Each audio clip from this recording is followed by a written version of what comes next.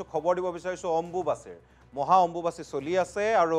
ভক্তিৰসত গদগদ হৈ পৰিছে মা কামাখ্যা ধাম দেশী বিদেশী ভক্তৰ সমাৱেশেৰে উদুলি মুদুলি হৈ পৰিছে নীলাচলৰ বক্ষ ভক্তৰ লালি নিচিকা সোঁত দেখিবলৈ পোৱা গৈছে শক্তিপীঠ কামাখ্যাত মা কামাখ্যাৰ সাধনাত দেশী বিদেশী সাধু সন্ন্যাসী এতিয়া মগ্ন হৈ পৰিছে দেওবাৰৰ পৰা আৰম্ভ হৈছে অম্বুবাচী মহাযুগ আৰু প্ৰবৃত্তিৰ পাছতেই বন্ধ কৰা হ'ল মন্দিৰৰ মূল দুৱাৰ দেওবাৰে বিয়লি 2:56 বন্ধ কৰি দিয়া হৈছিল মন্দিৰৰ মূল দুৱাৰ যেহেতু সেয়া আছিল প্ৰবৃত্তিৰ সময় আৰু 23, 24 আৰু 25 জুনত বন্ধ থাকিব কামাখ্যা মন্দিৰৰ দুৱাৰ তাৰ পিছতেই 26 জুনত পুৱা 1 ঘণ্টাৰ বাবে দৰ্শনাৰ্থীৰ বাবে মুকলি কৰি দিয়া হ'ব মা কামাখ্যাৰ দুৱাৰ আৰু ইয়াকে লৈ অম্বুবাচী বুলি ক'লে নীলাচলৰ বুকুত ভক্তৰ অগণন ভক্তৰ ভিৰ দেখিবলৈ পোৱা যায় লক্ষাধিক ভক্তই নিতৌ আহি সেৱা পূজা অৰ্চনা আগবঢ়ায় মা কামাখ্যাৰ ওচৰত আমি পোনপটীয়া সম্প্ৰচাৰত পৰিৱেশ জানিবলৈ যাব বিচাৰিম দেখুৱাম আপোনালোকক কিন্তু তাৰ পূৰ্বে আপোনালোকক কিছু দৃশ্যাংশ দেখুৱাইছোঁ আজিৰ তাৰিখত মা কামাখ্যা ধামত কেনেধৰণৰ পৰিৱেশে বিৰাজ কৰিছে চৌদিশে কেৱল শংখৰ ধ্বনি মন্ত্ৰোচ্চাৰণৰ ধ্বনি আৰু ঢাক ঢোলৰ শব্দই শুনা গৈছে কেৱল মা কামাখ্যাৰ বন্দনা আৰু মা কামাখ্যাৰ মন্ত্ৰৰে এতিয়া মুখৰিত হৈছে নীলাচলৰ বুকু আমি পোনপটীয়া সম্প্ৰচাৰত যাব বিচাৰিছোঁ হেপিৰ ওচৰলৈ আমাৰ সতীৰ্থ হেপি বৰা উপস্থিত আছে হেপি পুৱাৰে পৰা যথেষ্ট ভিৰ দেখিবলৈ পোৱা গৈছে যেহেতু আজি অম্বুবাচীৰ দ্বিতীয়টো দিন বৰ্তমান এই মুহূৰ্তত কেনেধৰণৰ পৰিৱেশে বিৰাজ কৰিছে আপোনাৰ জৰিয়তে দৰ্শকসকলক দেখুৱাব বিচাৰিম হেপি আপোনাৰ ওচৰলৈ আহিছে হয় দেৱপ্ৰতিম নিশ্চয়কৈ আজি অম্বুবাচীৰ দ্বিতীয়টো দিন আৰু দ্বিতীয়টো দিনত যথেষ্ট ভক্তৰ ভিৰ হোৱা দেখিবলৈ পোৱা গৈছে আৰু আমি সেই পৰিৱেশটো আপোনালোকক পোনপটীয়াকৈ দেখুৱাবলৈ চেষ্টা কৰিম কেৱল ৰাজ্যৰে নহয় দেশজুৰি ভক্ত অহা দেখিবলৈ পোৱা গৈছে আৰু ভক্তসকলৰ আমি কিছু মন্তব্য ল'ম পোনপ্ৰথমে আমি পৰিৱেশটো দেখুৱাইছোঁ মোৰ সহযোগী কৃষ্ণই দেখুৱাইছে যিখন দুৱাৰেদি প্ৰৱেশ কৰিব পাৰে সেই প্ৰৱেশৰ যি দুৱাৰ আপোনালোকে দেখিছে খুব সুন্দৰকৈ ফুলেৰে সজাই পৰাই তোলা হৈছে আৰু চৌদিশ ফুলেৰে সজাই পৰাই তোলা হৈছে লগতে দেখিছে গ্ৰীণ কাৰ্পেট খুব সুন্দৰকৈ দিয়া হৈছে যাতে ভক্তসকলে কোনো ধৰণৰ অসুবিধাৰ সন্মুখীন নহয় সেয়েহে গ্ৰীণ কাৰ্পেট দিছে কেৱল চৌহদেটো নহয় যিটো ৰাস্তা সেই ৰাস্তাটো গ্ৰীণ কাৰ্পেট দিয়া দেখিবলৈ পোৱা গৈছে আৰু খুব সুন্দৰকৈ সজাই পৰাই তোলা হৈছে চৌহদটো আৰু লগতে এটা কথা উল্লেখ কৰিব লাগিব কটকটীয়া নিৰাপত্তা বেষ্টনী গঢ়ি তোলা হৈছে যিহেতু যথেষ্ট ভক্তৰ ভিৰ হোৱা দেখিবলৈ পোৱা গৈছে সেয়েহে কটকটীয়া নিৰাপত্তা বেষ্টনী গঢ়ি তোলা হৈছে আৰু আপোনালোকে দেখিছে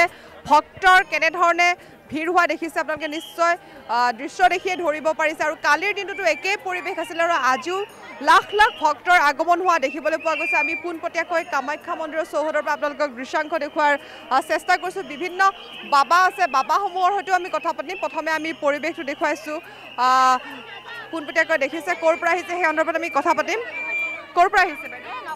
মই জাগিৰৰ পৰা আহিছোঁ জাগিৰৰ পৰা বছৰে আহেনে এইবাৰ প্ৰথম আহিছে 2 বছৰ হ'লে আৰু কেনেকুৱা লাগিছে আহি পৰিৱেশটো কেনেকুৱা পাইছে আমাৰ নিজৰ হেৰি হয় ভালে লাগিছে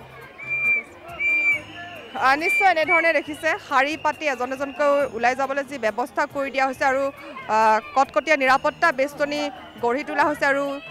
যিহেতু চৌহদতে পৰিক্ৰমা কৰা দেখিবলৈ পোৱা গৈছে সাধুসকলো বিভিন্ন ঠাইৰ পৰা আহিছে তেওঁলোকৰ সৈতে আমি কথা পাতিম बाबा आप कहाँ से हैं हम आए मध्य प्रदेश का सागर जिले से हर साल आते हैं नहीं इसी साल आए पहली साल है पहली बार है कैसा लगा आकर अरे इतना आनंद है आनंद की कोई कमी नहीं है भगवान के दरबार में तो आनंद आनंद है माता जी सबको अच्छा देती है सबको वरदान देती है सबकी मनोकामना पूरी करती है इसी बात से सुन के हम चले आए पहली बार यहाँ अब घूम घाम के 2-4 दिन 8 दिन बाद चले जाएंगे यहाँ से ऊपर हमारा अखाड़ा लगा है पंचदश नाम जूना अखाड़े में रहते हैं उसी में रह के उसी विदाई व्यर्थना होगी यहाँ का जो देगा विदाई व्यर्थना लेके और चले जाएंगे यहाँ तो आनंद ही आनंद आनंद की कोई कमी नहीं है माँ का ऐसा दरबार है जो सबकी मनोकामना पूरी करती है যিহেতু সকলোৰে এটা বিশ্বাস নিশ্চয় আপোনালোকে ক'ৰ পৰা আহিছে আমি কইনাদৰৰ পৰা আহিছোঁ প্ৰত্যেক বছৰে আহেনে প্ৰত্যেক বছৰে আহোঁ কিন্তু এইবাৰৰ মই পোৱা নাই কিবা অসুবিধা পাইছে নেকি এনেকৈ ঘূৰি অহা নাই এইবাৰে আহিছোঁ ভাল লাগিছে তুমি কথা ক'ৰ পৰা আহিছা দেখিছে কণ কণ শিশুসকলো আহিছে তেওঁলোকেও যিহেতু এইবাৰ ৰাস্তাত খোজকাঢ়ি আহিবলগীয়া হৈছে কামাখ্যা গেটৰ পৰা যি মূল গেট সেই মূল গেটৰ পৰা যিহেতু খোজকাঢ়ি আহিব লগা হৈছে পদপথে নিশ্চয়কৈ হেপী এই মুহূৰ্তত ধন্যবাদ জ্ঞাপন কৰিছোঁ আৰু আমি কামাখ্যা মন্দিৰৰ পৰিৱেশ দৰ্শকসকলক দেখুৱাই যাম কিন্তু এই মুহূৰ্তত সতীৰ্থ হেপী আপোনাক ধন্যবাদ জ্ঞাপন কৰিছোঁ হেপীয়ে দেখুৱালে কামাখ্যাৰ পৰিৱেশ আৰু এটা বিশেষ ঘোষণা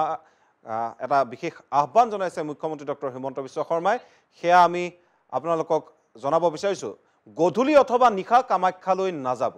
কামাখ্যা ধামলৈ গধূলি অথবা নিশা নাযাবলৈ আহ্বান জনাইছে মুখ্যমন্ত্ৰী ডক্টৰ হিমন্ত বিশ্ব শৰ্মাই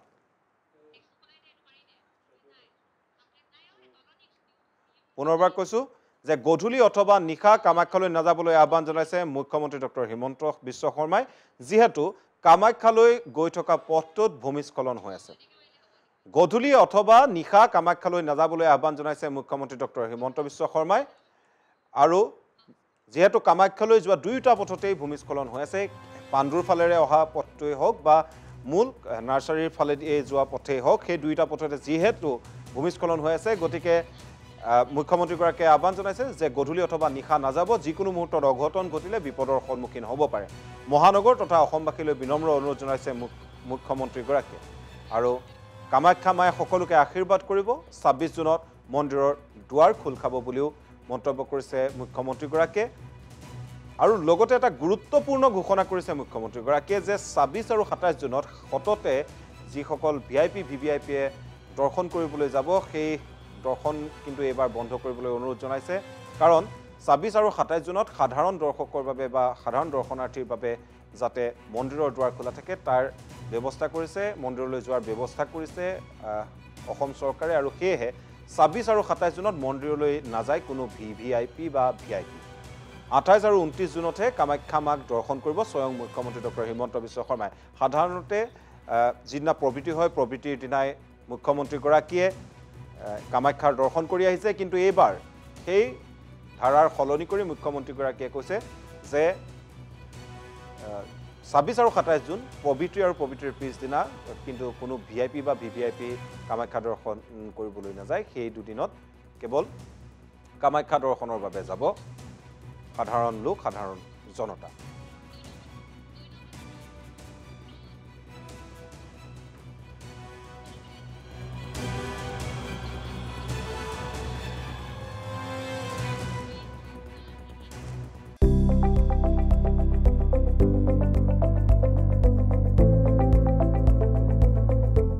NB News, সহজ সৰল ভাষাত নৱভাৰতৰ কথা।